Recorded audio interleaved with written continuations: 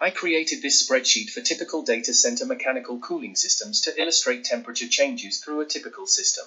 It tracks the temperature levels from the air supply to the server intakes, through the racks, back to the computer room air handler, and then back to the server inlets.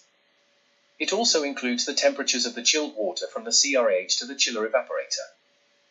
The refrigerant temperature changes inside the chiller and the temperature changes from the chiller condenser through the cooling tower, and back to the condenser. It incorporates the evaporative cooling process, where heat is dumped to the atmosphere through the interaction of the condenser water and ambient air. The purpose of this spreadsheet is to monitor temperature changes across different media, namely air, water, refrigerant and heat exchangers, namely CRAH coil, chiller evaporator, chiller condenser and cooling tower, to visualize and make better sense of the process of the system. In the diagram section on the left side of the spreadsheet, the colors of the T, or delta T, correspond to the colors of the same properties in column P. The figures in yellow cells can be manually assigned based on requirements. For example, T1 in cell Q7 represents the server inlet temperature, which is recommended to be within a range of 20 to 25 degrees Celsius according to CIBSE, or a range of 18 to 27 degrees Celsius according to Ashrae.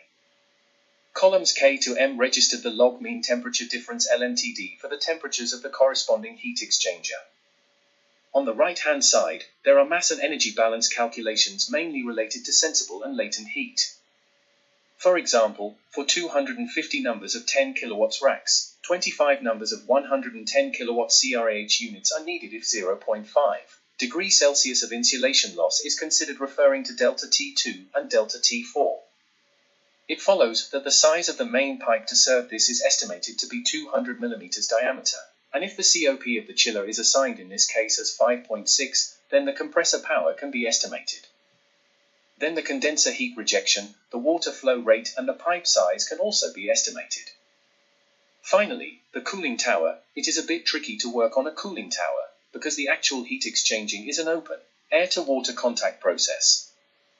Part of water is to be evaporated and discharged to the atmosphere. The calculation involves assigning a water-to-air ratio, recommended range from 1.2 to 1.79, and some lookup of a psychrometric chart.